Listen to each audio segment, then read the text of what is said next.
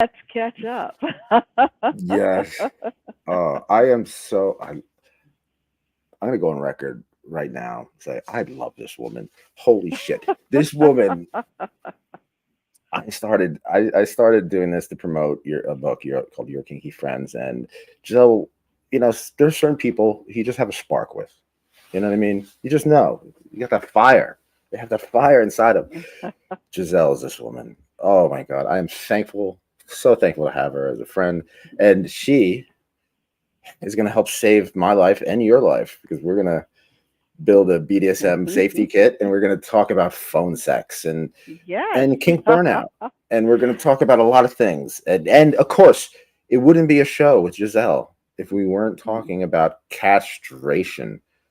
Yes. We're going to cut your balls off. Whew.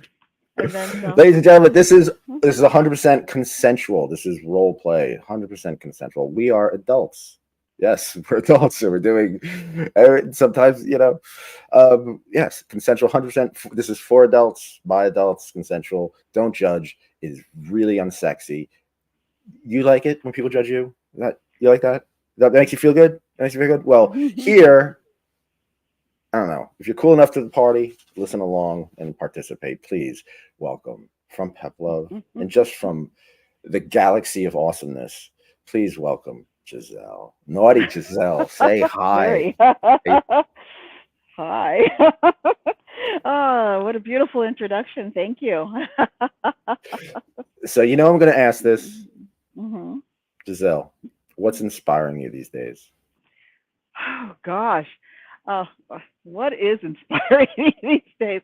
Um, I would say it has to be the people that I work with. If you have been following along and you've seen that PEP has hired a nice array of new young ladies, and I believe I would have to say that the ladies of PEP for me are some of the most inspiring people. Let's talk for a second. Like Riva Extreme has embarked. Not all of our endeavors are kink, which is wonderful. And between Reba and like Justice, both of them have embarked on some vanilla endeavors, which I love what they're both doing. Smart, creative, and of course, we have Amy Mercury, who's just, I don't know, I can't say enough great things about her I and love Amy all the things that Mercury. she's into. Yeah, and She's just the coolest. I'm so excited because we had PepCon and I had the opportunity to meet some people that I have not had a chance to sit in a room with and share space, and that was of course Christina Dark and the lovely Miss Quinn, and of course Vivian vibes as well. And it's just being in a room with these women. It's like you want inspiration because we're not all one dimensional or two-dimensional people where it's always just kink, kink, kink. It's everything. Hi, Stan. It's everything outside of kink that makes us, just fascinating people. And so we work together every day, but every 18 months or so we actually get to hold space. So getting a chance to do that, I would say that's where you get your inspiration. You go into it, maybe you're a little downtrodden, but when I leave a pep con after getting a chance to be with those Yeah. ladies, I'm just like, let's go. I'm charged. I want to do more things in kink. I want to do more things outside of kink. So, I know you know. exactly how you feel. I was kind of, bummed out. We'll talk about this later, but like Mhm. um just life, family, work, whatever, bills, whatever you want to say. You can blame something, blame anything, put you in a bad mood, right? Uh, Mhm. I went to at the Manor, Mischief Manor. Shout out to Mr. Shari and Catnip Boy and they had the whole crew at Mischief Manor. They had an LGBTQ um, Pride Month karaoke party, and usually it's funny Okay. because usually the Manor is very, it's all sexed out. It's a sex dungeon, so it's kinky and there's the whole thing. But this was specifically a Pride karaoke event, so the energy was very different. Mhm. Very happy, which is awesome, incredible. I had to admit, going there, seeing Hmm. everybody, not only connecting and together, but knowing everybody has a story and is complicated, and that is inspiring. So I wanted to ask you this: all the Uh-huh. calls, all these calls you make, and these calls that back up. You work for Hmm. peplove.com. It's Yes. taboo-free phone sex, Yes. correct? I So love it. people can call up, and they could ask you. They could, whatever fantasy they have that they can't tell their partner, they could tell you, right? Oh, yes. But these people with these wild fantasies, they have other lives, like you said. So without calling out anybody, right? What are some things that really impressed you? Like, oh, I didn't know you were a nuclear physicist. Or Oh, I get a lot of things like that. I think there was I did a cam session with an individual, and I think what you know I'm me. I am never anything but me. right Even on. in fantasy, there's always a part of me that's in that fantasy, and Yeah. I, unfortunately, or maybe fortunately, my mind goes a mile a minute, which sometimes is really, really great, and sometimes it's probably very inappropriate. And I remember I'm doing this cam session with this individual, and the fantasy centered around art, which I loved. And the entire time we're talking, and he's seeing me and I'm seeing him, I'm paying attention to the picture on the background. And finally, when everything was done, we've done the role play and everything. And I said, well, you still have time. Do you want to just, you can go or we can chat? And he's like, well, yeah, let's talk for a little bit. And I just said, I've been dying to know, did you paint the picture that's behind you? And it turned out that he was an artist, and it was just really fascinating, just to get a little insight, because the fantasy, like I said, centered around art, and which was fun because it was very different than a lot of things you get. Um, so I was really excited when I found out that he actually was the person who painted the picture that was behind him. Because I know often people have the fantasies. They say, "Oh, well, I've got the fantasy of being an archer or whatever, and shooting an apple off your head," but it doesn't mean they actually do those things, just in the fantasy. So it was really nice to hear that, and that I believe he taught art as well, and so I loved that. Those are the things that really, uh, get exciting. I have some Yeah. amazing clients. I have to say, I think there's one thing that a lot of times when you work in an industry, you can't say that you like your clients. Um, I would say having somebody or working with somebody. I mean, obviously personalities are personalities, but my clients, I've probably about 99.9% of my clients I absolutely love and adore. They are good Yeah. people, and it's wonderful You to be able to wouldn't say you that. wouldn't be doing it like you wouldn't be doing it for so long as well as you do it if you didn't have love for the people you're doing it for or to or whatever.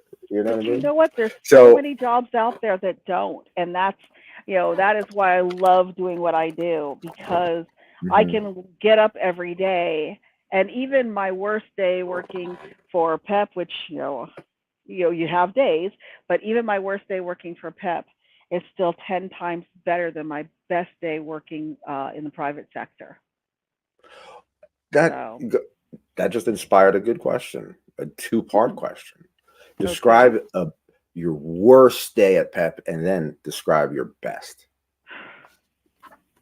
Um, my worst day at PEP.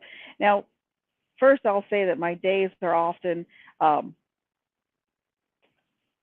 I work really long hours. I get up at 7 and I work often till 10 p.m. or even later, depending on how I'm feeling.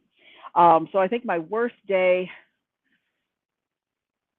I think I had a client maybe say something not very kind to me, or they put me, sometimes people feel like because you're just the phone sex girl that they can say just about anything to you, which is great, and they can.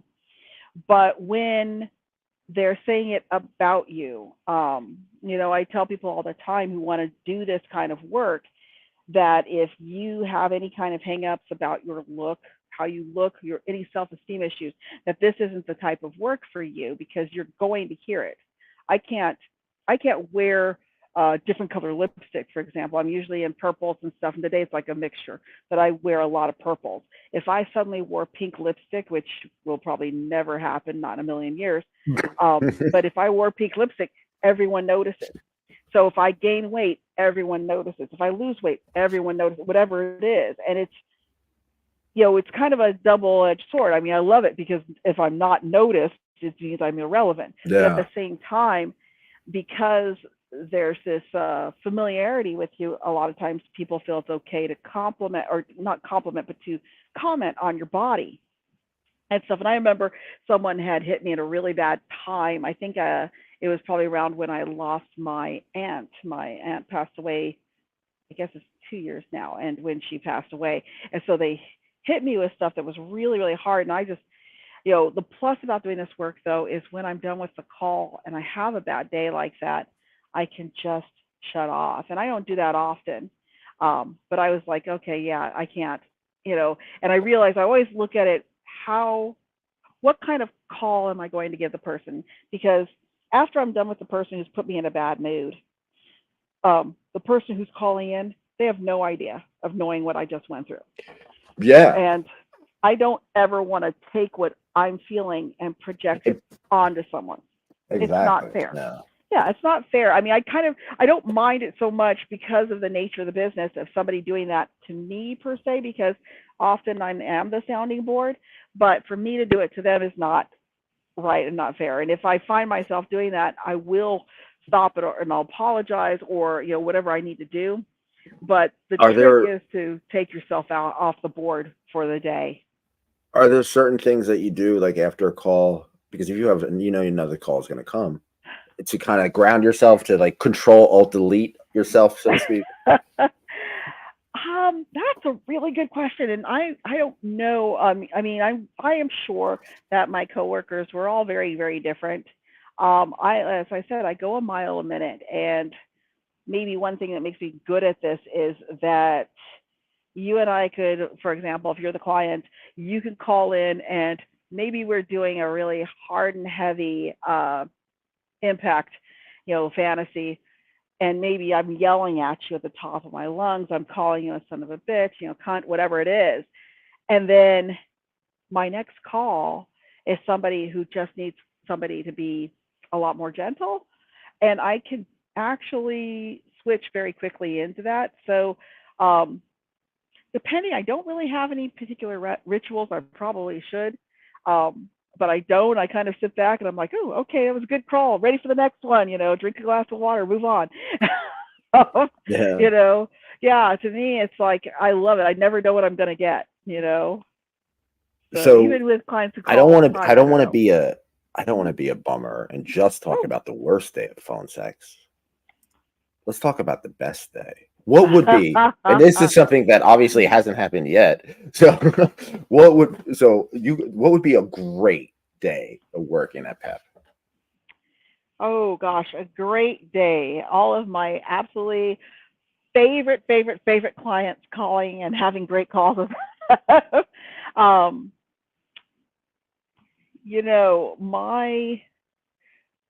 my great days, honestly, I almost feel like about every day is a pretty great day. I mean, okay, there's slow days, that's just the nature of the business, but great days are having those clients that just have amazing creative fantasies. Sometimes it's great. I like when I get a client where it's like, I just want to talk, and I get a lot of those.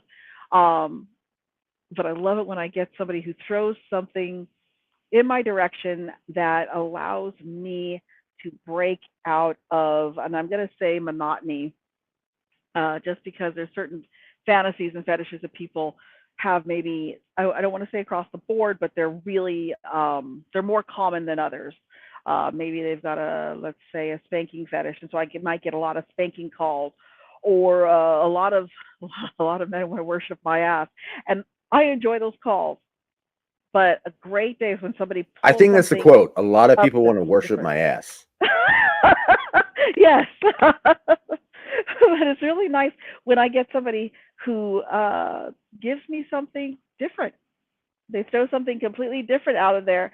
And or there's somebody that maybe I'm used to having a call where it's very, very casual, and suddenly they call up and they say, "Hey, I really want you to tell me a story or something." I love that. I love that. So if I could Well, hop in there and be creative, I love it. you've told stories on this show. Yes, You're I due for have. another one. I still think I think we should do this. And it should be crowdfunded. I'm putting this out there again. We should reverse the story of O. So you make the story of Nick, right? Just like the story of O, I'm take like it's N instead of, or you could T. I'm And Tanek, right? Instead of O, it's taken into Wasi, right? And hmm is trained by all these women instead of men, right? And then sold off to one pep love woman after the next, right after the other, Oh, I love it. trained for the next person, all the way to end up, I guess, Oh. in either your hands. Either you, I would like you to start it to train it, because that would, you know, it would mean something to me, or end it with you. It'd be like salvation. So I don't know. That'd be up to you. But Well, it's funny or that you say Sarah. that. I'm gonna say I would probably be the one that ends it because this is what I usually tell, Oh you no, you're the know, tell castration fetish. Oh people. no. Well, I usually tell people I am not when I have obviously when you are in kink and you're dominant, you get a lot of submissive men, and I will get a lot of newcomers, and I usually tell them I am not the person you start with. I'm the person you end with. And a large portion is because I really do believe in ownership. Female supremacy and ownership really are things that I enjoy and I really believe in. And even with my clients, I want you to feel you belong to me. You know, you'll walk in and I'll say that to people. Well, I'm going to own you by the end of this. And I've had clients say this where they go, "Well, everyone says that," but they say, "Oh my God, I feel really completely owned by you." And I tell them, I say, well, it's because I firmly believe in the power of owning someone, and it's like, I want you body, mind, and soul. So I could just see it, as the starting and the flirtation, but I would definitely be the one to end it. At the end, it's like, well, okay, kiss your ass goodbye, That's or you're that's the done. new quote. That's the new quote. I'm not the person to start with. I'm the person to end. End with, yes. But no, I totally understand what you're talking about. Ownership. Miss Melissa, rest in um, peace. We played around, and one of the things, like especially with femdom, the sissification narrative, just a collar, and they only said owned. It's the only word it said. The feeling of ownership, there's like chastity and stuff like that. It's the mhm, sense of being owned, and also the sense of owning something. It feels good to own something, mhm. and it Oh feels good to yes. be owned. And with that being said, Giselle, guess what? You can get 15% discount on all items unlocked in Lust with offer code YKF, and you can be owned. I love this. Yeah, I'm gonna take a screenshot of that. So I can go back later. Oh yes, 50%. Yes. I do. I So love we it. have a question. I was telling people at the manor, Mhm. because we'll talk about the show. Went to a karaoke pride night dungeon party at the manor. It was fantastic. Mr. Manor always Mhm. delivers. Shout out to Mr. Shard, catnip again. But I was like, hey, I'm going to talk to Giselle. And one of the questions was, how is AI changing phone sex? I have not seen any difference in phone sex in terms of AI. I AI is kind of a little bit of a touchy subject. I think it's going to have a lot of controversy. It has a lot of controversy attached to it. I can tell you where I do not like it. I do not like it in terms of going up to drive-throughs and things where it's replaced a person. People are not replaceable, and the problem that I see is that companies as a whole will find this as a way to kind of we have this culture here in the United States, in particular, where it's profits over people, and they're going to start looking at certain jobs and seeing it as obsolete. At the end of the day, I myself am not concerned in terms of what I do for phone sex, because when people call in, we have, what is it? I think we're 11 people now, usually like 11 to 12 people. And we are all so different. So I know that when a client calls in, they call to talk to me. They are never going to get what I do through someone else, period. And it's going to be the same with AI. Yeah, sure, you You're not might be able scared. to, no, you might You're be not able to scared that generate a like story, but someone's gonna call you up, Giselle, and be like, "Oh my God, I've been locked for 3 months. Can I have my key?" And you're like, "No, I don't have your key. I don't know who you are, what you're talking about." He goes, "Yeah, an AI Giselle locked me up, and there was a glitch and nothing, and it disappeared. You had no clue. What if like here's the other little problem. Giselles Here's are?" the problem. There's a part of you that would be like, really? So I locked you up to AI? Well, answer's no. No, you can't Yeah, have your key. I mean, we're gonna talk yeah. about we'll talk about chastity and all Mhm. that stuff. Remember, 15% discount, all items locked and left off. Offer code YKF. Now let's talk about shame. Shame plays a Mhm. major part in what you do. It's a no shame sex line. So people come Mhm. up and you basically say like, this is a space basically where you don't have to feel shame. Well, you know, so if you're wearing panties and you're a man, you don't have to feel bad about it.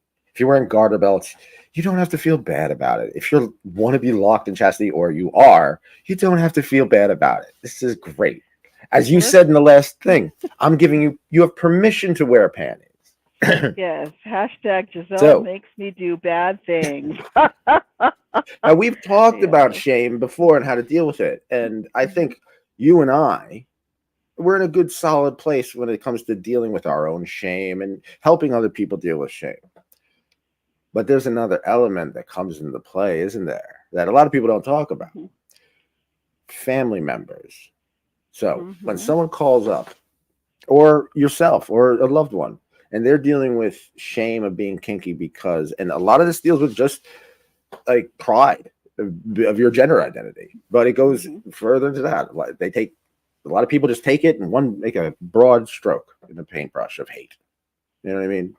How do you deal with family members or First of all, mhm. yeah, how do you deal with family members with shame or friends who have to deal with family members dealing with grappling with their own shame? First of all, your friends are the family you get to choose. Um, I firmly believe that there's always this thing of adult privilege, and I always joke that adult privilege is being able to eat chocolate ice cream for breakfast, but adult privilege is also being able to cut people out of your life when you need to. That said, when you're dealing with shame, and granted, it's that's often an easier said than done thing. When you're dealing with whether it's spouse or someone, because most of the times, if you're kinky, your friends know you're kinky, and they're not going to be a problem. And it's not necessarily a thing that a lot of people put out there for their families. And I'm thinking, that Uncle Bob doesn't necessarily need to know that you wear panties. I think that there's you know no fear or no shame, if you will, in embracing your private self.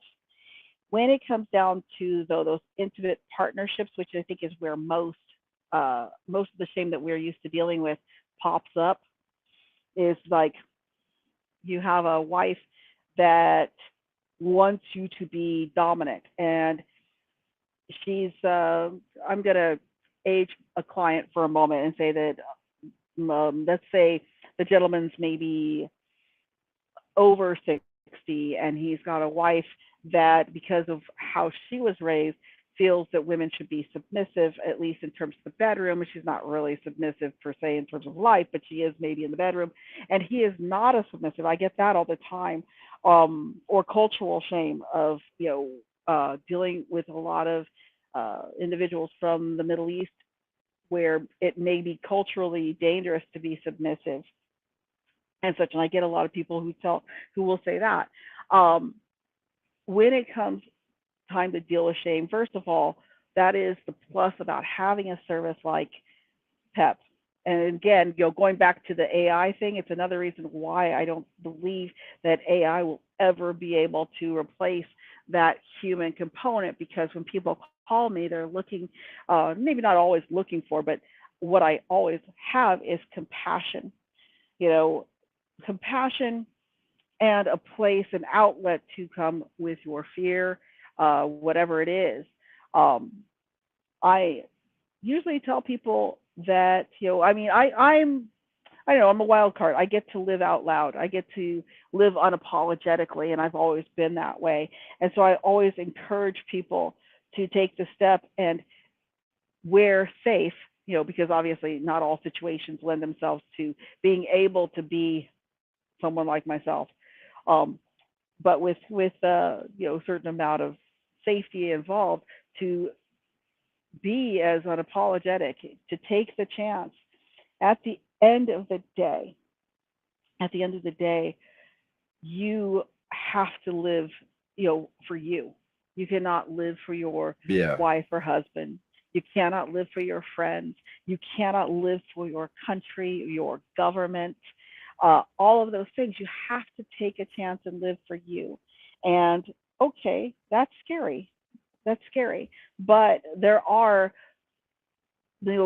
places to find for support. And sometimes that's me. And I have been, I have a few clients where I might be the only person who is able to be that support. And, not to beat a dead horse, but you had mentioned the worst day. And I realized something, that my absolute worst day was actually having one of my absolute favorite clients uh, passed away. And that happens. And the reason, since you brought up shame, I was thinking about that individual in particular, because I'll always have a fondness for them. But that was something that they were dealing with, was shame. They had a relationship with a person, and she knew about the phone sex. She knew about that person's kinks and everything, but she was working on making them feel very, very ashamed. And I am always going to tell you, grab the panties, because at the end of the day, when you walk into an office, you have no idea what somebody has under their clothes. You have no idea. Nobody has to take these things Grab from the you. panties. Yeah, grab the panties.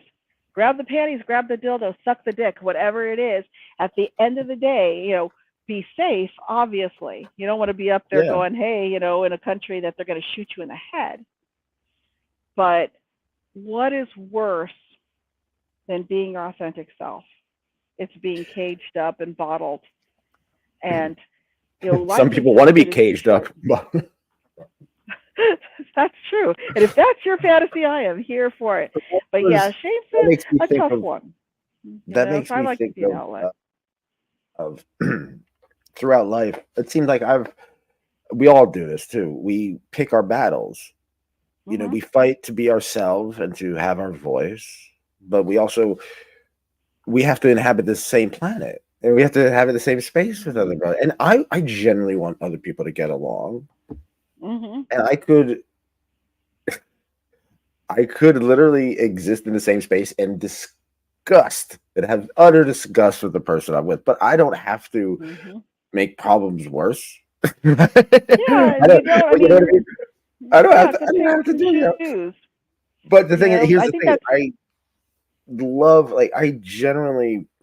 I generally have love in my heart. I really do. So, but there's there's the choose your battle Mhm. aspect, and I find that many times people people love to hate, so they Oh just God, all yes. right, get it out of your system, Mhm. and it makes them look like an asshole. Hmm. and like the data proves itself, right? The data proves Yeah. itself. So when I see people like libs of TikTok or stuff on Twitter just spouting this hate, whether it's religious or not or whatever, Hmm. it's just like you're just making yourself look like an idiot. I may Hmm. talk a lot. I may talk a lot, but at least I have a message of love and support. You know what I mean? I don't know. Hmm. Let's get back to I just so like to that be reminds the me. Let's person talk people about can come castration. to. Ooh.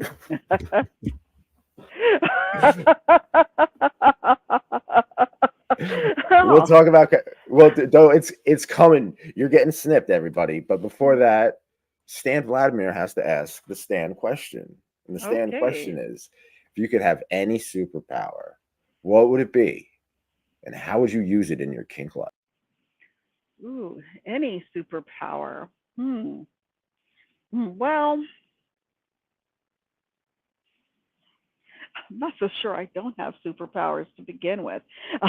Um, um, any superpower? Gosh, I got to pick one. I only got to pick one. Well, I think I would like to have Professor X's superpower. That is what I would go. And that's, if you've got to look at what's already out there, I probably would, being who I am, I'd probably make my own up and I'd have to take a while to do that. But we don't have that time for me to think about that. But if I had to choose something that was already out there, I would take Professor X's superpower. And largely because um, it is, or actually, what is it, Jean Grey? Because I think she's actually more telekinetically empowered than he is. And this is my nerd coming out. But the reason for that would be, and it goes back to things like shame and all of that, because he has the ability to influence people's minds and such. And in kink life, and of course in my working kink life, and even in my personal kink life, it would give me the ability to take away that shame for people. It would give me that ability that when someone, I always tell people, channel your inner bitch. If you need to channel me, I could actually physically give people that. And that would be pretty exciting. Somebody would be like, oh, gee, I really wanted to be you in a humiliation scene because I couldn't do that with my lover. And I'd be like, I got this, and be able to give them that power. I would love it. That could be a lot of fun. Probably maybe too much fun. This is great. Yeah, even wrote that down. Give me the ability to take shame away from people. Hmm. That could be used for good and bad if you think about it. Oh, very much so. you know, like I said, That's so imagine that good. if you were having that moment where you're like, oh my God, I can't do the panties, and I would just gotta sit over there, put them on. So, Yes, they're um, crotchless. Sunshine, I am coming to your question, but Stan Vladimir says AI is not to blame. That is going to slowly replace us. It's humans that are trying to replace humans with AI. That is very true. That is very, very true. And Um, Sunshine asks, because Sunshine mhm. is sunshine, what makes a great day for you? Any particular fantasies? So not just a good day at Pep Love, a great A day at Pep great Love. day What for makes a me. great day for you? So take us through what's a great day for Oh gosh, I honestly I feel like I'm pretty boring, but a great day for wait, me. hold on a second. Giselle, Um, I want to stop you mhm. for a second. You are not fucking boring. Now continue. Thank you. A great day for me. It would depend. I guess we're talking about just an average everyday Monday through Sunday kind of experience. So a great day for me is one where I am rested because that's a tough one for me. I'm a horrible insomniac. So it would start there with actually getting up and feeling rested.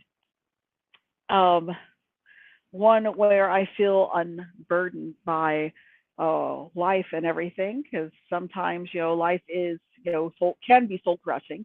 I like to smile more than laugh. It would be one that is filled with obviously with love and friends who are all in a good headspace, if everybody's in a really good headspace, I would kind of think, liken it to having that really great party that you're excited to be a part of, and to go and to see everyone. And it would probably be, kink wise, fantasy wise. Oof. Well, in my world, I have this house that's like run. Well, I run the house, but I've got several deliciously scantily clad slave boys who wait on me hand and foot, and they want nothing in return except to please me. And that is from everything to, if I want to have multiple undying orgasms, however I want them, to someone just to run me an amazing bubble bath and foot rub and just pamper me for me. Um, so yeah, I would say probably a great day for me is one where I can kind of relax a little bit more, and I'm not having to, well, I'm always on, but I can have somebody there for me 110%, you know, and be a little I try to selfish. do that for sunshine. I fail miserably, but I try. The key is I try. So let's We'll work talk. on it. No, I always could do better. That's what I mean. I always could do. Yeah. Yes. Okay. So, No, that's a wonderful day. That's a wonderful day. All right. yeah, So yeah. let's get down to business. Okay. Let's talk about something. Castration. Get to the heart of the matter. Yes. Get to the balls of the matter. Do you have What any would you like fun to know? castration stories? And how can you make castration fun? Castration's always fun. I like to combine it with other fetishes. I love to combine castration fantasy with, for example, femdom. I love the idea of castrating someone and then making them bring me um, tribute every month or week in a little purse that they have to present me, and that purse is made out of their balls. And then I just open up the little purse and I look in and I go, "Oh no, honey, that's not enough." And I close it back up and I hand it back to them and I say, "No, you need to fill these up." I mean, that to me, I love it. I love it. So, and of course, I do a lot of electro torture, which kind of is, like an electro castration, uh, ultrasonic bath cleaner, which I don't recommend that you do without somebody who knows what they're doing. So, please do not run out there and go and do this stuff without somebody who knows what they're doing, because it can be very, very dangerous. Um, but I don't know, I have a lot of fun in it. I enjoy castration fetish. It was funny because it was one of those things, I think, when I first got into kink, I couldn't really understand it. And then uh, talking to someone, what they said was what they liked about the fetish is that it is the last thing they could ever give a woman. You know, so I'm always like talking about the castration army, Girl Scouts. I love the idea of having a bunch of Girl Scouts chasing a man through New York, you know, trying to get their castration merit badge. I'm on board. I want to give out that marriage badge. I want to design it. Yeah, I love it. I love it. It is a lot of fun. Medical and or not. Medical castration. Usually, when I'm Or thinking in not. terms of, or not, when I'm thinking medical castration, I'm usually, at least for me, I'm usually thinking in terms of an actual prison scenario with a doctor, or they inject the balls, uh, kind of thing. But Like chemical castration. yeah, that's what I'm always thinking. It's the first thing that always pops in is chemical. But I'm not Castration sure. Hmm. as a kink in the beta, I mean, it's so layered.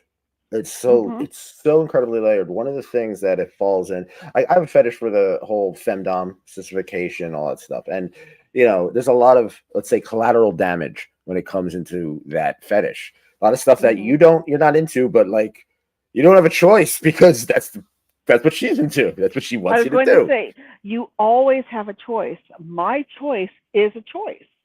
So Yes. it's the only choice you have is my choice. It is a choice. Exactly. Right. Yeah. You always have a choice. So there is the the narrative of I'm giving myself to you, I'm becoming a eunuch. There is also the narrative when it comes to like race.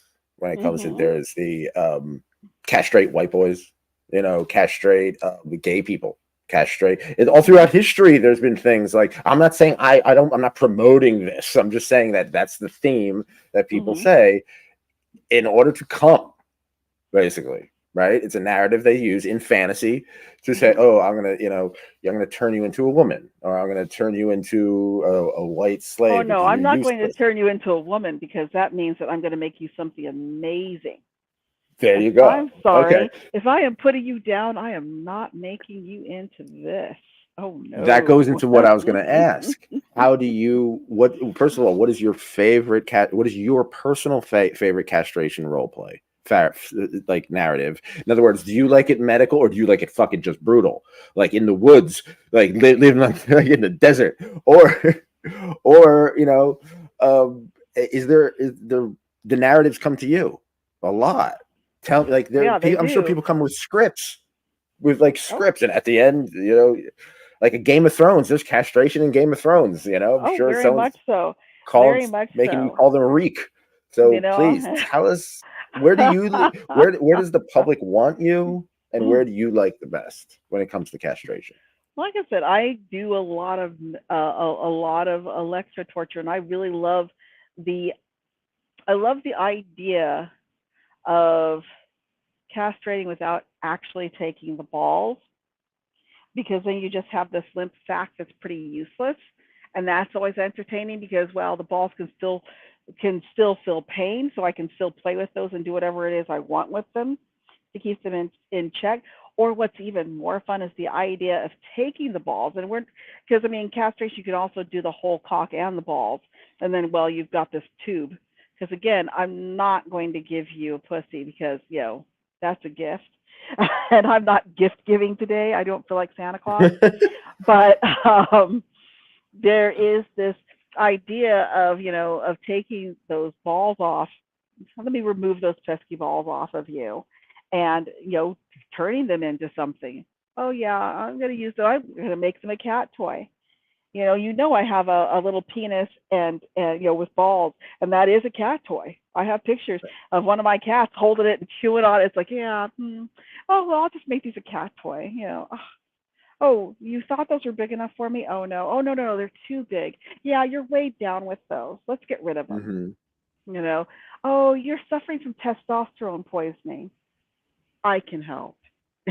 you know. Um no, I just there's a whole bunch of scenarios, honestly. Honestly, I had my very first pep call actually was a castration 4 call. So we always say, trial by fire, but that was my very, very first. And suddenly I was like, oh, somebody wants me to castrate them. And they're asking me what kind of wine I would serve with their testicles. Huh, okay. So wait, it was a Hmm. castration cannibalism call. Yes. Yeah, Oh, please castration tell us 4. more. Well, and I mean, I still, every time that client calls, I have such a soft spot for them. But the whole thing was having a dinner party, inviting all of the mistresses, and in my case it'd be pep ladies because we have a lot of fun, and all of us sitting around and bringing in our slaves, and we would basically let them either jerk off or maybe even jerk them off, and right when they're about ready to ejaculate, you cut the balls off, of course, and then they go into the bucket, and then of course after the initial the non-sexy care that happens, they would of course and then they would like have to go and take it to you and cook them up, And I think you know, I think we found a new title for a song, a punk song for my new album. I'd let the goth Shrek castrate me. What I don't know what that means. interesting. I have no So idea. Now, I like don't know if like they're like people like anime insulting too me or much. not. I don't know, but okay. Insulting. What? Oh, Well, you think? Fuck that. That's well, yeah. I I'm think not people just everyone's really cup like of anime a tea. lot. I I was think going to people say like I'm no anime one's a lot. cup of tea. I prefer to be someone's cup of coffee. Uh-huh. So, You're my cup of coffee. I'll start drinking coffee again just for you, Giselle. I'll start drinking coffee. All right. All right. Because it's taboo free, you're gonna get uncomfortable every once in a while. So, is there a protocol that you have for uncomfortable calls? So, like, because you're not always in a good mood. They're not always in a good mood. The calls, right? So, is there like a certain protocol that everybody has to kind of go through themselves, and that could be kind of used in everyday life when you go through something shitty? You know what I mean? But I'm going to say there's not much that makes me uncomfortable. It does, I mean, it does exist. Not everything's my fantasy. For me, because you get people who, well, insult you and such. Um, and there is a point where I do have to explain to people I am not here for abuse. Just because you have paid to do a call for me or you've popped in and I'm talking to you, I'm still very human and I am not here to take your abuse. So when it gets there, and I've had a couple, um, but not much makes me uncomfortable. The big thing for me is when it starts to make me angry because you don't get to have that part of me. So when somebody decides to be insulting, for example, um, there's a point where I literally will just stop the call and I'll say, obviously we have a personality conflict and that's okay. We're still human.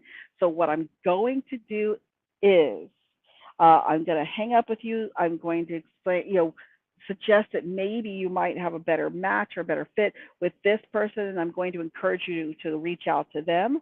And then I'm going to end the call. After I end that call, the next thing I'm going to do is I'm going to call Sarah um, for a lot of reasons. I want to make sure that she knows what happened. You know, let's face it, they're probably, if they're really upset, they're going to call and talk to Sarah anyway. But I want to make sure that she knows what happened. Give her an opportunity if she wants to reach out to that client, because at this point, I'm done with them. I have a few people where it's like I've had an interaction, not a lot, but I will cut it off and I will not do a call with that person again. I have had people who have insulted me horribly who now crawl back and want to do calls. And there's a few where it's like, I'm sorry, you insulted me. I get to choose. That's the whole thing. This is my consent matters as much as yours. You can consent oh for yeah, me. You give me your consent to do the fantasy when you call me, but my consent it's also also matters, and I don't it's have to also take the call. the simplicity of you know even if the guy pays you to be insulted, like here, I'm Mm-hmm. gonna give you $300, I'm gonna insult you. Okay, fine, that's Mm-hmm. consensual, right? Yeah, But but expect you there is get what you abuse. give though. If you put out that type Mm-hmm. of energy, Mm-hmm. some guy in the chat like called me balding or something like that. So fucking what? I mean, that's the thing. Just You're human. you put out the You're a energy. person. You put out energy. It's like Shit people like that. say, well, you're fat, and your point is, okay, I'm a Yeah. person. My weight Well, goes up, it goes down. I'm a you know, person. Oh my you're goodness. lonely enough. You're lonely enough to spew insults at strangers on the internet because you're probably in your Yeah. basement and you don't have a life. Well, I always tell people at the And end of now the you're day, not you're even the one invited to calling this me. party anymore. you know. Like I said, I've said that to So let's people. At talk the end of about the day, you're humiliation. calling me. So Let's talk about humiliation, right?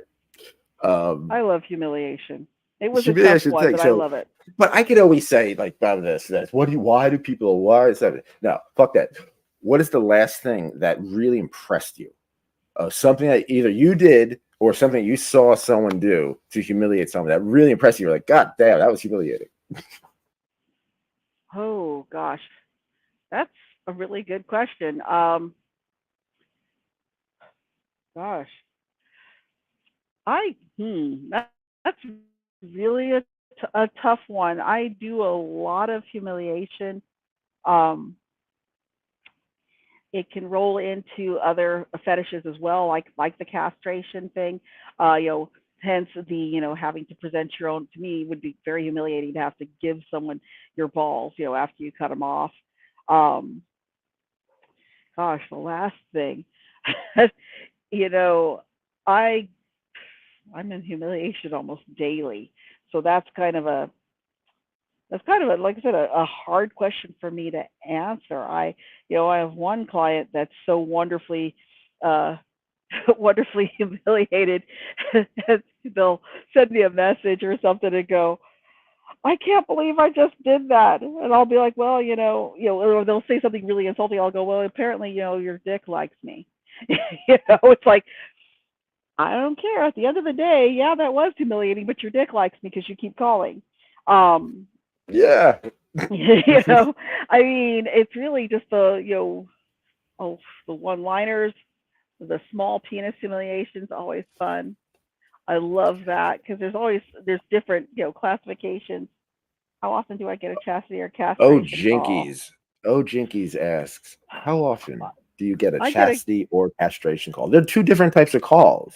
Those are two very different calls, and I probably get, I would say, castration. I get once or twice a week, maybe more. Just depends. The joys of this industry and this business is it's never the same week, but I would say I get at least one to two castration calls a week. Chastity probably about as much, give or take. Sometimes they're one and the same. I'm going to put you in chastity and then I'm going to cut them off. After you haven't come in a year, I'm going to let you have that one last release and then say goodbye because, I don't need them. I don't need them and neither do you. Um, so it just really, again, it just depends. It just depends. I get all sorts of calls. I get a lot of sissification calls throughout my week. I never know I have regulars, so I do have a regular weekly castration call. So that's why I can always say, yeah, I get that at least once a week. And I love that client. They're so much fun. So much One fun. thing that I talk about often, a lot of people talk about, and I see is burnout, kinky Mm-hmm. burnout. People, this lifestyle is not for everybody, and a lot of things happen, and people change. There are people who online who I see, and I'm like, oh, they're like forces, beautiful forces of kink nature. They're forces of inspiration, and then boom, they're gone.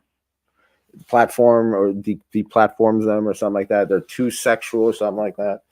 I don't want to mention any names, blow up anyone's spot, but there's some. I mean, we lost some really good friends, and Mm-hmm. it's due to personal issues. Sometimes it's burnout, sometimes it's work, sometimes it's family.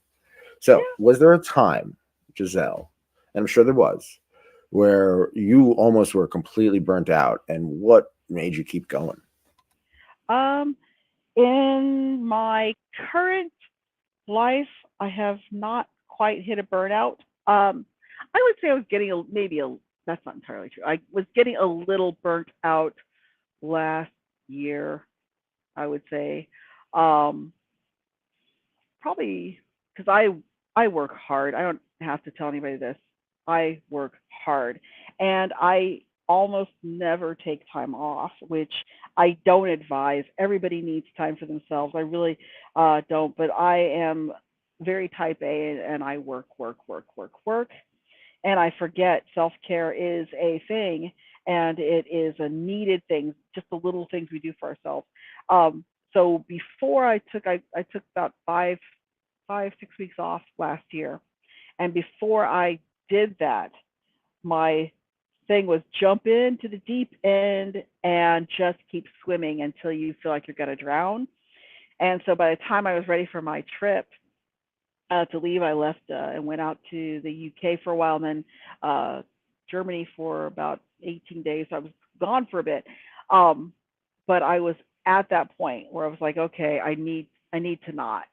And one of the things, at least for me, is to make it fun again. Sometimes what burns you out is the seriousness that we put into our play.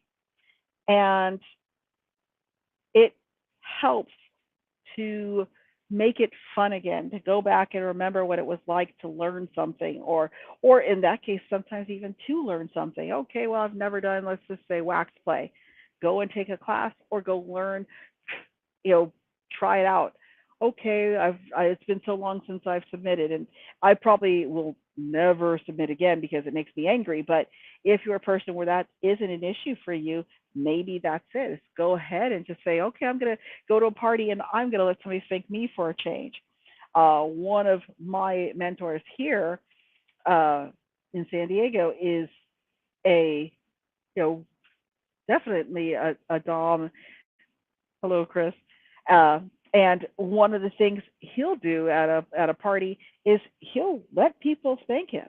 You know, and I admire that he'll do that. Sometimes stepping out of the box and taking it in a direction you wouldn't normally go is enough to kind of help make you a little more, you know, to take it back to that step. The other thing is even with burnout, it is okay to pull back and say, maybe I don't need to do this hard for a little bit. Maybe I don't need to be doing a session at every party I go to.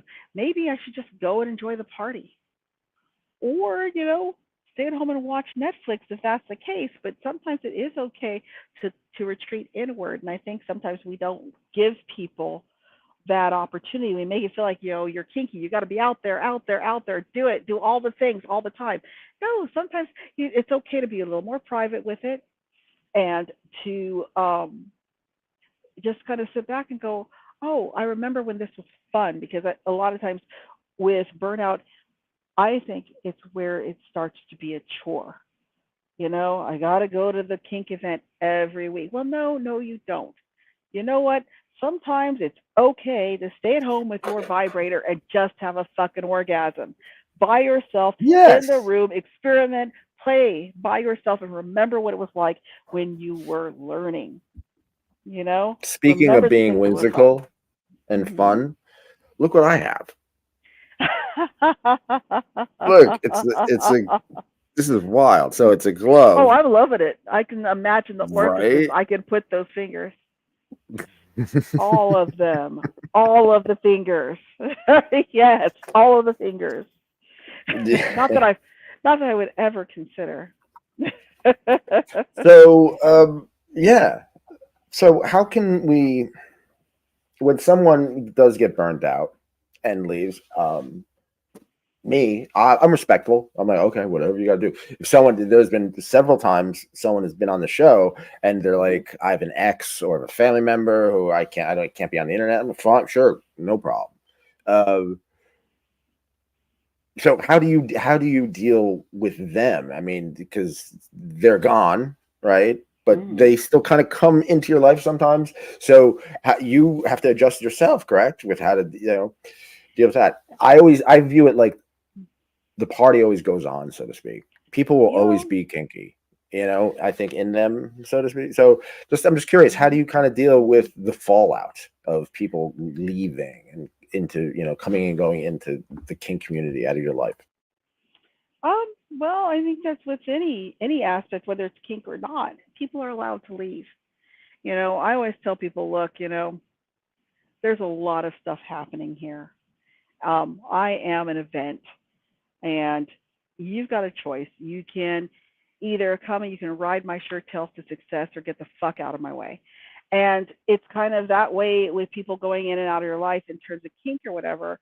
Um, Sometimes you have to just let people go.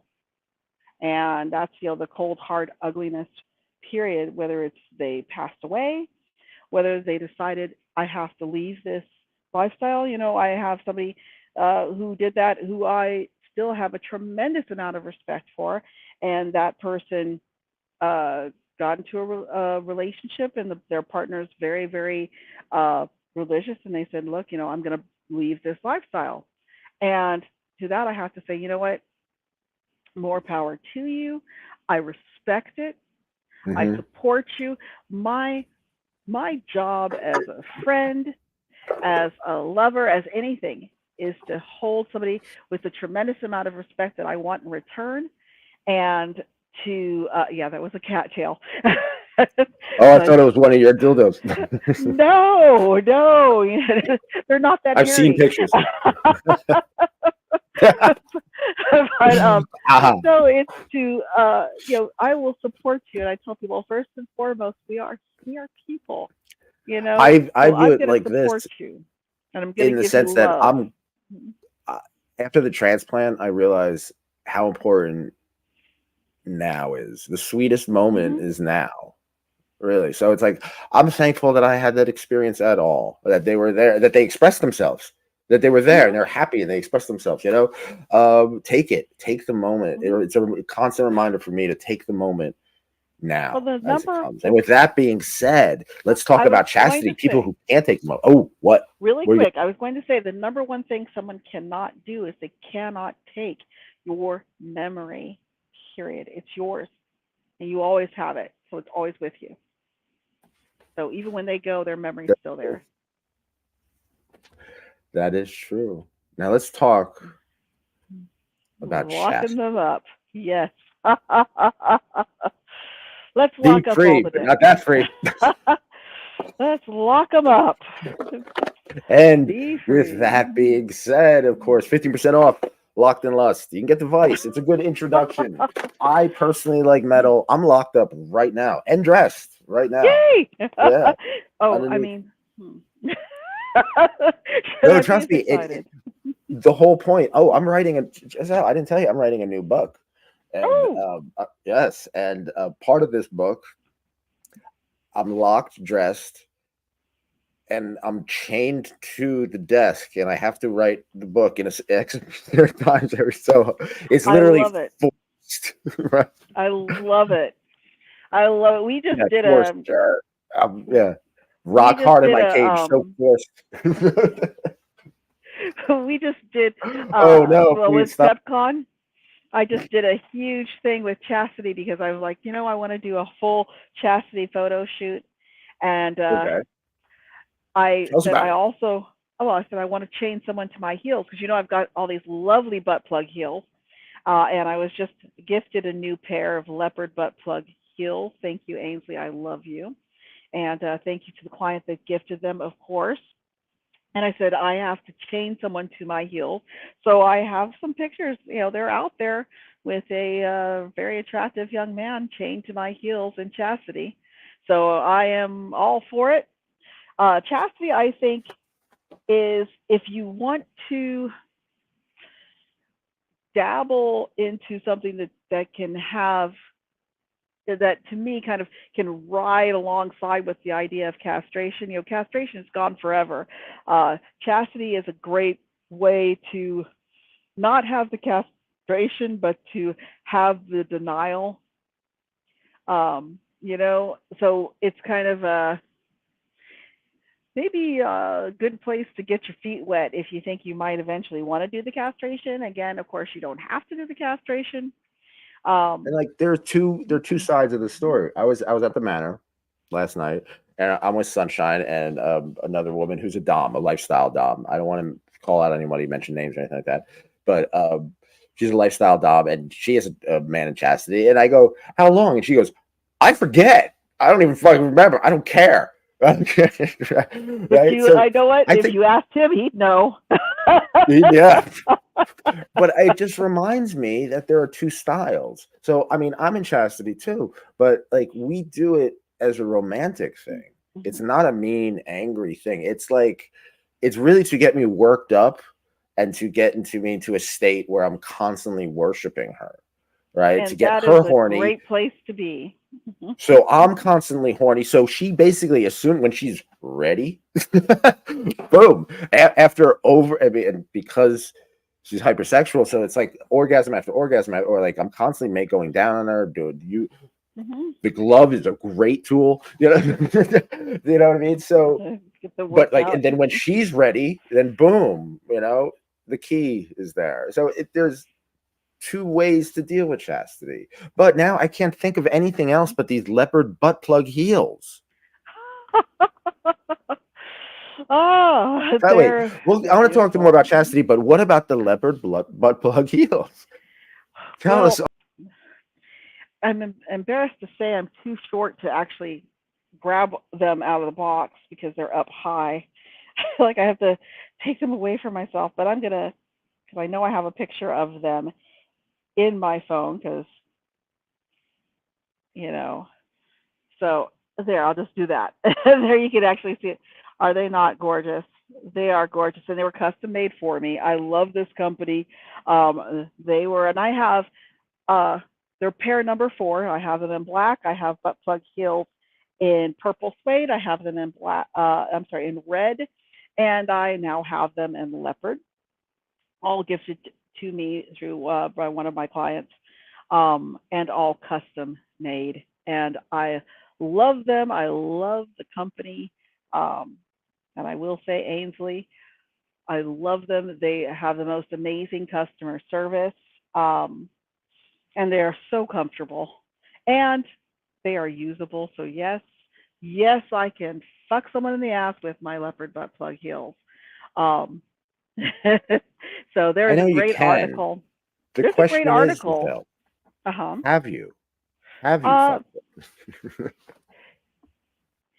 I am holding off, and the reason I am holding off on actually doing that is because I have promised the individual who actually gave me the shoes that they would be the first person. And I am still waiting, and hopefully that will happen in the next couple of months. That is my hope, Mm. and that is why nobody has ever been fucked with my butt plug heels. But for anybody who is curious, there is a wonderful article out there, and I believe it's called "I Fucked the Butt Plug Shoes So You Don't Have to." And it is a woman's experience with the Ainsley butt plug heel, and it's a good read. So, and like I said, they are hot and absolutely sexy. I love them. They're completely wearable, and I wish all of my shoes fit that amazing out of the box. You know, I have tons of shoes, tons of heels, and We have a question. Do you remember the first time a butt plug was inside of you? Please tell us all about oh, honey. Oh, no, I'm not the one that wears the butt plug. it. So that's So how I knew I you were going to usually say something handle like them. that. So the follow-up question is, Yes. do you remember the first time you put a butt plug inside someone?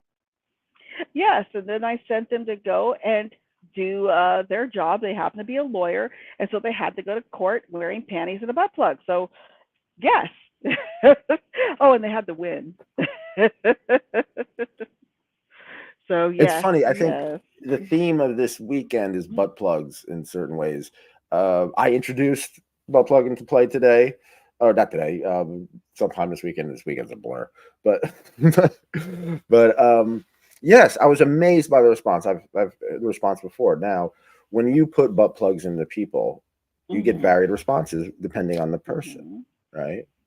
Yes. I'm sure some people are like, yeah, so what? Right? And some people are like, it's the greatest thing ever, Some right? people are, So, what you has know your experiences been like? what I usually tell people is when you're going into anal your first time, and most people are super super nervous. I usually just tell people to go slow, and oddly enough, to do it alone. And the reason why is because there is so much pressure, I think, on someone, especially and I'm just going to go to women because a lot of times uh, women have these, especially younger women, these boyfriends that watch a lot of porn, and they have this idea that they can immediately shove something in someone's ass and voila, they're going to love it. And uh, but I mean, I treat both genders the same in terms of anal. Is do it without pressure and having your lover there, because 99.9% of the time when you're a couple, you have this very, very horny lover, who's going, yeah, let's go and we're going to do this. And, you know, when you are stressed, things get tense and it doesn't necessarily happen the way you want it to go or to be. You know, okay, Mm. try the finger. If you like the finger, here you go, try this. If preferably not with a nail on it, like, yeah, cut it down. I'm told if you can feel it on your tongue, you can feel it in ass. So cut it really short and try your finger and get to know your finger. Then try two, but get to know that first.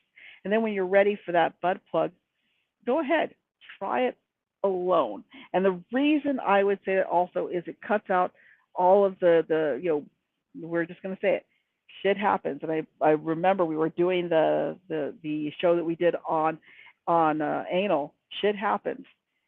There's nothing more unsexy than to be super hyper self-conscious and to use something and then all of a sudden it's messy. This way, when you're by yourself, no one ever needs to know how messy it was or wasn't, you know? So it kind of takes that, again, it takes that shame off. And I want people to have great experiences. If you're like, well, I'm really scared, have a partner that understands, that's not going to be a child about it. You don't need somebody. And, when I've had clients and such, and we're doing something anal, the last thing in the world that person ever needs me to do is laugh. Unless it's a humiliation thing, the absolute last thing that they ever need is for me to laugh. I will be and I'm incredibly clinical. If there is shit or whatever afterwards, I am incredibly clinical because at that point, that person's counting on me, so to speak, to be the adult. I have to be the professional. I have to be the person because I don't need or want to put somebody in a position where Mm. they're feeling the shame of, oh my goodness, my mistress, Yeah. did this anally to me for the very first time, and there was shit on the toy or whatever. I You I know. can look at it this way. It's like it's part of it, Hmm. somewhat. Nah, it's a big deal. No, But you'd be it's really surprised not that that. Oh, I know. it Oh, isn't. trust me, I know. You'd be surprised how many I people don't really get that. Because again, and it's obviously no problems with porn. I'm all yes, watch the porn and whatever. But what people don't get is that porn stars have cleaned out. hmm They've cleaned out, they've stretched, all of these things, and they also don't But I think understand that porn hurts. You know. also because of but having medical problems. I had a liver Hmm. transplant, and I had to deal with someone who had ovarian cancer. So I had to deal with health issues. I had to deal with the ugliness Hmm. of the most beautiful people in my eyes. You know what I mean? Hmm. So I don't know. I just view it kind of different. Let's talk about chastity. We have some questions, Oh, and one yay. of the questions is, all right, how do you amuse yourself when someone else is in chastity? Well, the whole thing is amusing. I like to make little games, you know. So when you're talking about amuse myself, I mean, obviously, if you're talking about self gratification, as long as you got a face, I got a place to sit. So I mean, there's that. But I like to play little games, and you can see them. There are games As long online as you got that it, you that can was good. I pull. just snuck up on me. But no, there are games that you can find online that'll give you like a timer, or you'll see sometimes like on Twitter, or I guess now X, um, where someone will say, if I get a certain number of likes or something, my time will be extended. I love playing those kind of things. Uh, I'm told I can be a little diabolical. I like to do things like, okay, well, yes, you can have the key this week, but I'm going to, put it in a block of ice or something. Or I have a friend who's a glass blower and say, okay, well, here's your key for emergencies. I'm going to check that key. So I like to do things like that. I like to be really creative with it. Chastity can be a beautiful, beautiful, beautiful thing. Or, okay, you get to take it out, you get to wash it in front of me. I'm even going to let you touch it for a few minutes. And then I might even just set a timer and go, all right, if you can come in the next, we're going to say a minute, If you can come the next minute, you don't have to go into chastity. You can have your cock for the next week or whatever. But if not, then I'm going to lock you up, and who knows when I'm going to let you out again. you know, there is nothing more fun because as soon as I've put a time limit on it, I don't care if I've given you 3 hours to do it. As soon as I've put a time limit and a pressure to it, 9 times out of 10, he is going to fail. He is going to fail. I will basically, here it is. I have set you up for failure because I know you're going to fail. But my amusement is watching you try. Watching you try. Okay, or maybe I love playing backgammon. I might put a backgammon thing in it. All right, we're gonna play set up the board. So you can beat me at backgammon, you can stay out of chastity. But for every game I win, or if I win this game, maybe best 2 out of 3. You're in for 3 games, 3 months.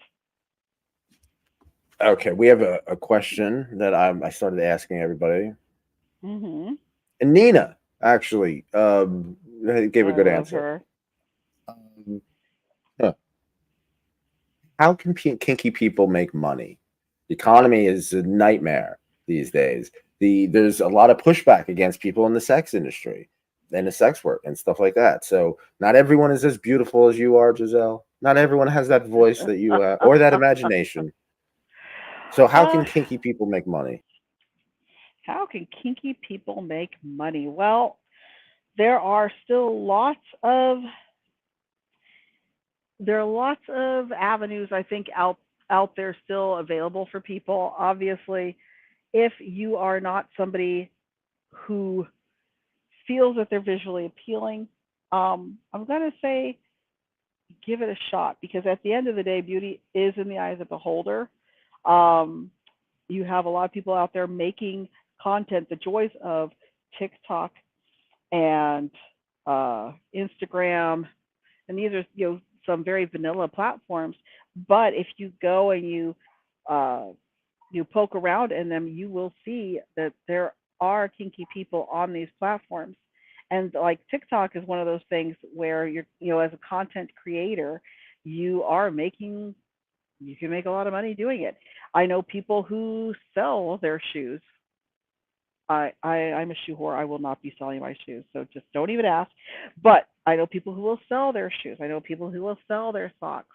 Um, I think as long as you can think about it, there is a way to make money. The important thing for anybody, whether it's kinky or otherwise, is to get off of your ass and do it. Yes, the economy is hard. That's not going to go away. Mm-hmm. But streams of revenue are out there. Get off of your ass and do it. Get You will off of your never ass know. and do it. And do it. You will never know if you do not try. It's kind of like dating. You talk to people and they go, "How can I find a girlfriend?" Or my favorite, "How can I find a mistress?" If you never go and talk to someone, if you sit in your home behind your computer, you never do anything towards that, Mm-hmm. you're not going to see it. You're never going to have a mistress because you've never asked or talked to someone. And I don't mean walking up and saying, "Hiya, mistress. Can I be your slave or sub?" No, because the answer is going to be no. But Mm. going out there Look at it this way. and putting yourself out there, being If I available. never wrote a book, Mhm. if I never wrote a book, I wouldn't be talking to you right now. I wouldn't be talking with you right Exactly. now. So in other words, yeah, go out there and do it. So let's play the Yeah. game, right? Giselle, I've been asking this. We're gonna play a game. We Oh. played the word association game in the past. This is a new Mhm. one. This is underrated, overrated. Okay. So I'm gonna say a Okay. kink or a fetish, and you say if you personally think if it's underrated or overrated and why. Okay. Okay. Knowing you, I know the answer is the most, but still, it's fun to see why. The real fun of the Okay. game is why. So I'm gonna name some All right. underrated or overrated and why. Spanking. Okay.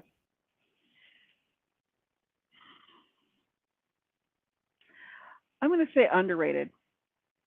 And the reason why it's underrated is because it goes beyond just using your hand. And it goes, Good. Yeah. yeah, you can use so much. I mean, I've got a client right now that is waiting for me to use a paddle on them, and it's all needles. you know, and which I think is really wonderfully creative. I can spank you with my hand, sure, or I can grab something else and have a whole new Mhm. sensation. And so I think that spanking is probably a little underrated. Heels, overrated or under? I know you're gonna say this, but I want to know why. Heels are definitely underrated. They are sexy. And that's like any type of heel, even right down to a little cute little kitten heel.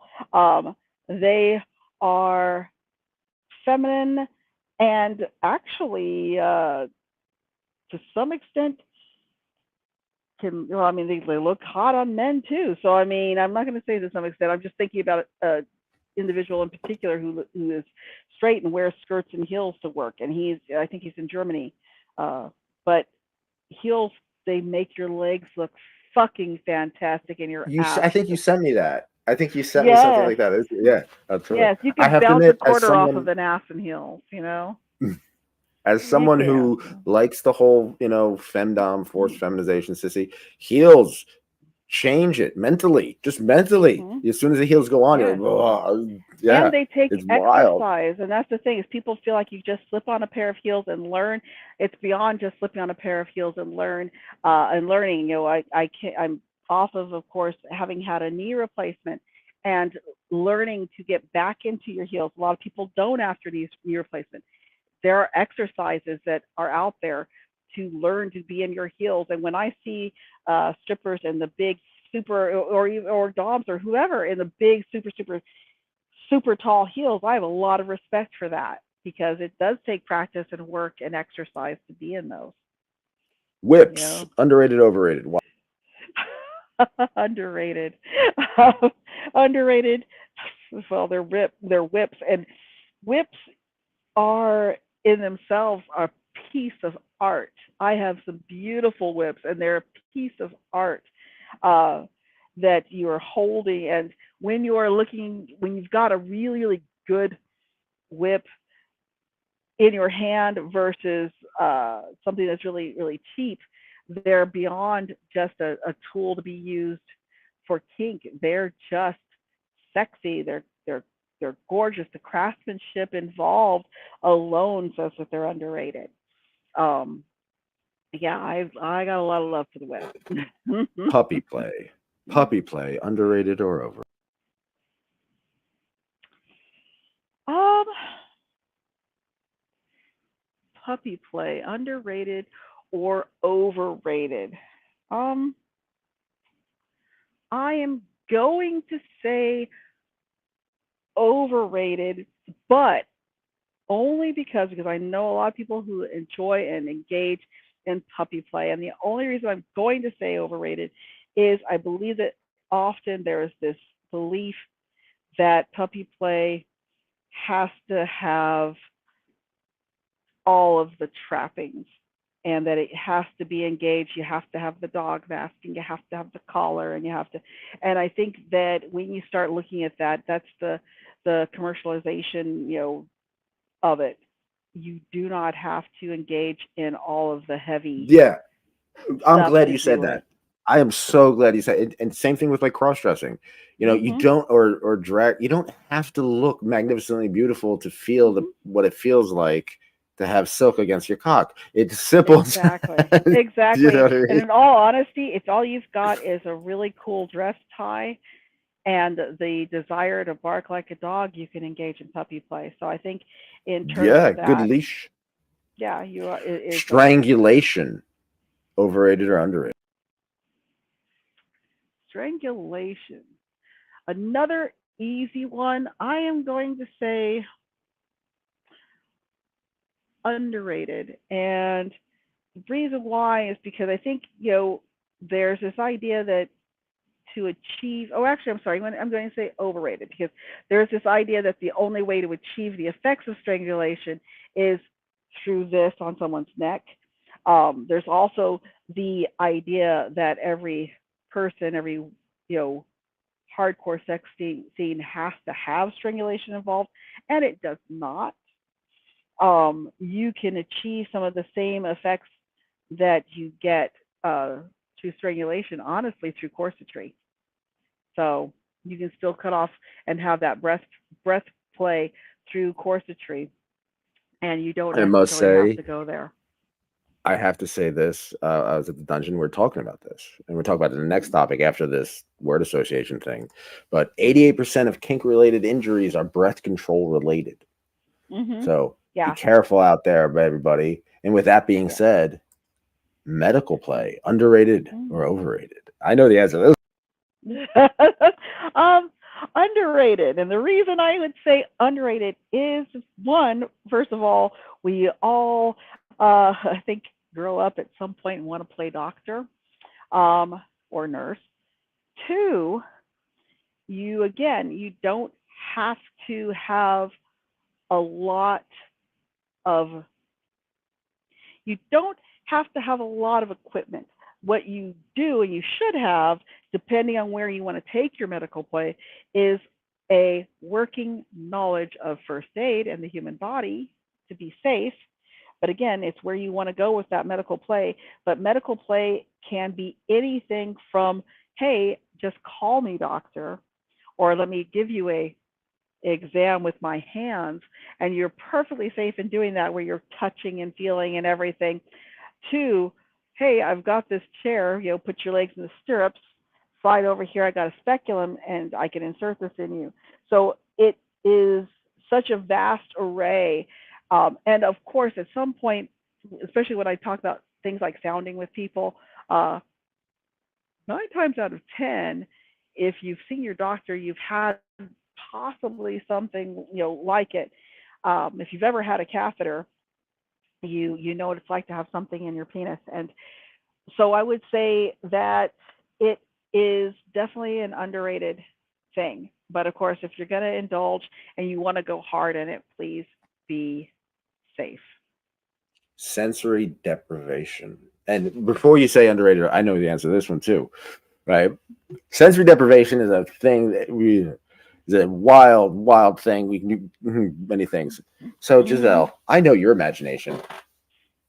Since it's, I assuming that you're saying, oh, it's very underrated. So, what is your perfect sensory deprivation scenario? hmm.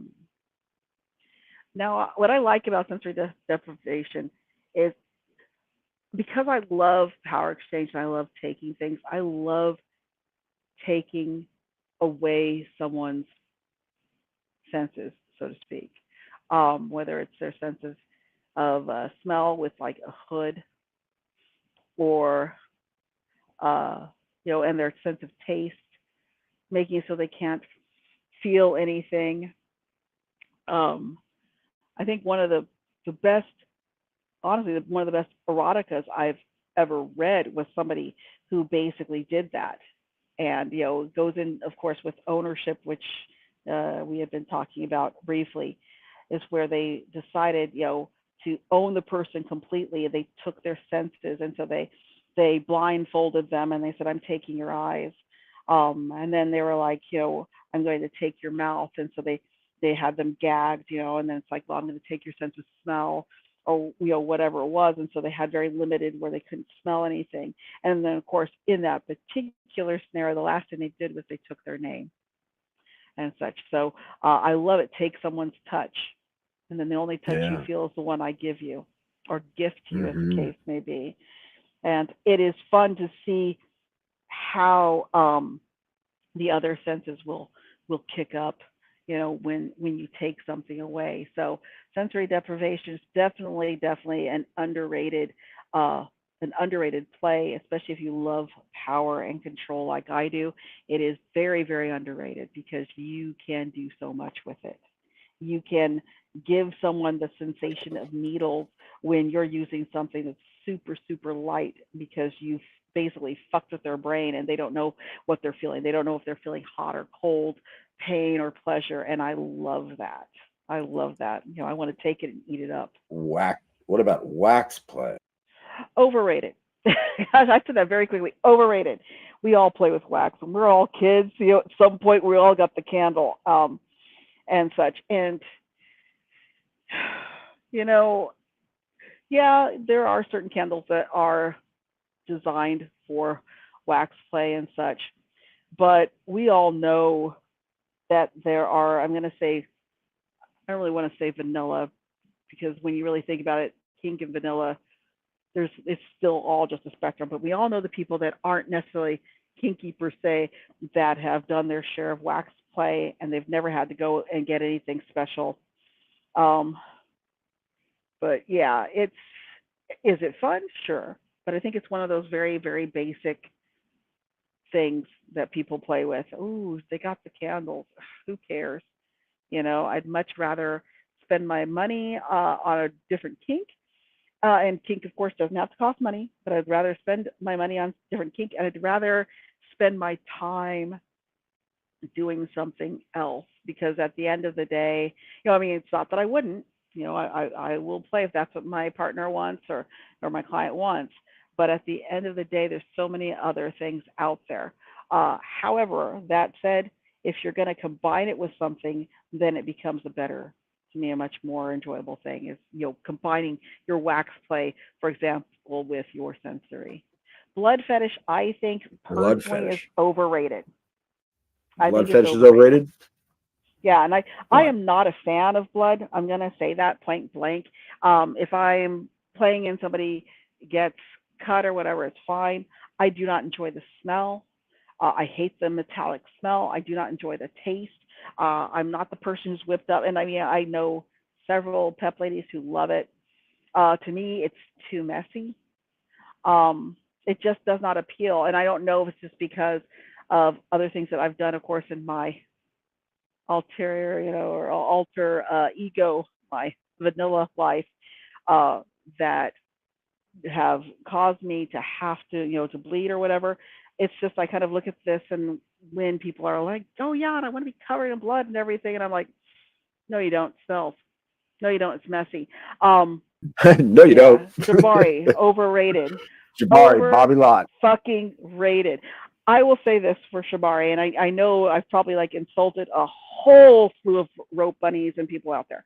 Shibari is very, very pretty, but it takes time. And as I tell people, if God had meant for me to take my time tying all those people up, he wouldn't have invented zip ties and handcuffs, you know, um, bondage tape.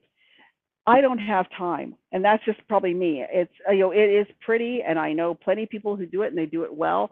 It is not my forte. It's just to me, it's very time consuming, especially when you're at like a play party and you see those people. They're going to do the big shibari scene, and the play party starts at 8, and they start setting up at 7, and about the play party's done at 3 o'clock in the morning. So about 2:30, they finally finish tying the person up, and now they can do something. It is overrated. Yo. Wow, wow, yeah, you put it that way. And yeah, no, look, don't It feel looks pretty bad. though. Part of kink, yeah, no, it's beautiful, Hmm. absolutely beautiful, Hmm. and I really, truly wish I had a rope Like show I here. I love it in love rope. photographs. I I love love it in rope, but photographs. don't be ashamed. Amazing. Like what you like. The beauty of Yeah, kink in the community is liking what you like. that You is know, true. I don't like being punched in the face, but some people like it. And if that Yeah. go get punched in the face, that's great. I That's will you. say, You do like I said, you. I love it in pictures. I do. It is really, really pretty. And if you're setting it up for, it is, it is a It's photographer's not fetish. good. I shout out to Briska, Lady Briska, who's Shibari, and she's a rigger. She's Hmm. suspension. She's amazing, and being if you have the time, it's Patience. beautiful. That's the I have thing. no If you patience. have to have the patience, but not everybody. We're living in a Yeah. very wild world here. Me and All Shabari right, would be like, okay, I gotta go. I don't have time. Bobby Lot reenacting movie scenes. Do you ever people? I love movies. And I know that people now you can do whatever you want. So do you get anybody who calls up? I want you to be, I want you to be like the therapist from a Thomas Crown Affair, or I want you to be I like Lara Croft, the Tomb Raider, I or have this or what? never reenacted a movie scene. I have never reenacted a movie scene. It's just probably best because honestly, I think when most people deal with me, they can't really put me. in they can't put me in a role. They can't say, "Oh, you remind me of this actress or actor." Um, so yeah, I would say probably very uh, fun, but maybe a little overrated.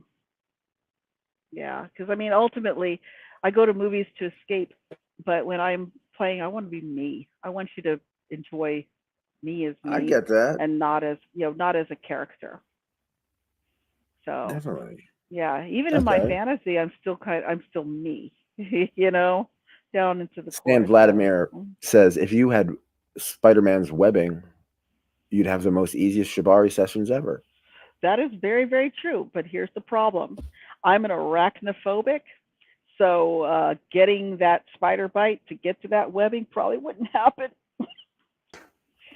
you know, yeah, I'm not a spider fan, but Okay, so we're gonna wrap it up here. We do have a Sunday all show, right, and Nico and I, yes, we'd like you to come if not, but either way, we're gonna start a BDSM safety kit. I So love it. I love it. Let's be safe. It sounds like a plan. Let's do it.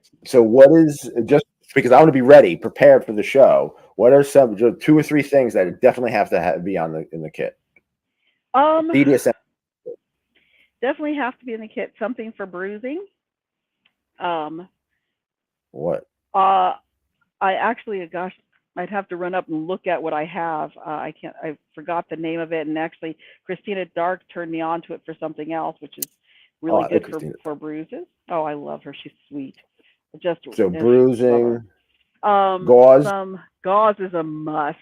Forceps. alcohol. Yes, alcohol. Um, gloves, non-latex. Oh, not these. Yeah, not. Well, there's Not the first aid Master and then there's Series. first aid. But yes, Okay, we got a good non-latex gloves, nitrile. Sunshine says scissors. Hmm. Oh, scissors. You know why I didn't think scissors? Because of one reason and one reason only is I automatically assume that scissors are in my kink kit, not necessarily in my first aid. That if I'm doing Ah, kink period, that I automatically have scissors. But yes, but to scissors be period. first aid, being first aid Yeah, is being mindful that we should throw yeah, in there for yeah. safety. They All right. should. So They before we should. go, I got some questions. IDK says you mentioned about playing chastity games for the frustration of your sub. What kind of games do you or rules do you enforce in denial of their orgasms to frustrate them? That's a great question, IDK. Thank you for asking. Let me rephrase That is a that. very good question. Repeat it. What kind of games do you play or rules do you enforce in denial of that orgasm just to frustrate them? What do you do just to frustrate them? Just the front. Oh, I love to have a man edge. Um, if he's out of the chastity cage again, I might say, all right, the game is, if you come, you lose. You know, if you come, I win, which means I'm going to lock you in longer. So maybe I'm going to lock you in, let's say, I might take a poker chip or a couple of poker chips, different colors. This one is 1 month, this one is 3 months, whatever, and let you gamble, let you pick one. Okay, maybe you pick the red one. Great. You picked 5 months. Wonderful. I see you're five. I'm going to raise you 10. So that's 15 months in chastity. If you come, you lose. Now, I want you to start edging. I'm going to set a timer down. I'm going to say, you've got 3 minutes, whatever it is, and we're going to watch that timer. And if you come in that 3 minutes, obviously you lose and you're going to be in there for 15. I'm going to give you the tips. If you don't come, then we're going to go another round. And each time, I'm probably going to lower the amount of time that you're spent edging. But here's the thing, you're probably going to get so worked up that at some point, I am still going to win, because if we've played our cards right, and I love playing my cards right, you'll get to a point where you're so worked out that you're just going to touch it and practically come all over yourself. And again, as soon as you do that, we're going to look at the pot of how many chips are in that pot. And well, if you come, I win.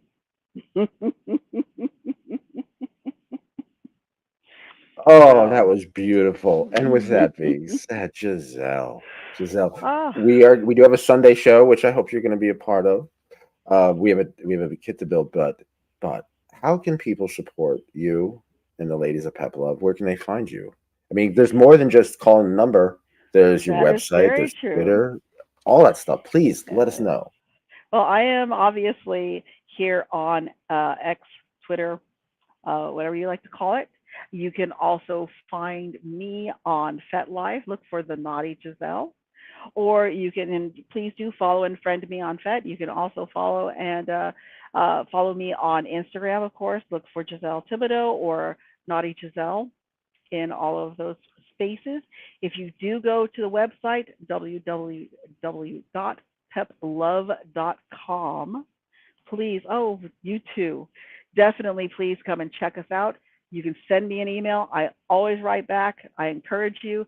The email is the mistress of naughty at gmail.com. And like I said, if you send me an email, I do respond. So please do. And I am hopeful to hear from some of you out there. I would love to play. Um, let's see what we can do. Let's make some magic, create some art. Nice. I don't. I want people watching and listening to realize how fucking awesome Giselle is. Seriously, I was sick. I've been sick. I've been through hell and back, and this woman has been there, supportive, creatively through this whole time. Been a friend, been just a mentor, been Oh, everything. A magnificent thank you. force in the kink community. I am proud, absolutely proud to just to share the same space with her. Thank you very much, Giselle, for being a part of this. Thank Well, you. thank I you for truly appreciate having me. With that being said, please, I keep on saying that, I don't know why. Anyway, go to yourkinkyfriends.com. Follow me on Twitter. Your Kinky Friends on FedLife. And Yes. Patreon. We have a GoFundMe. We might be closing up shop. I was very sick, and thank you for Mm. all of the support that you give. But the main thing is support each other. Kink helps kink, everybody. It Please does. help a kinky person out. We need each other. We need your help, and kink needs your help. In order to be kinky, you need a kinky people to. You need kinky friends. So, with that being said, final time: be cool, be kind, keep an open mind. Take care.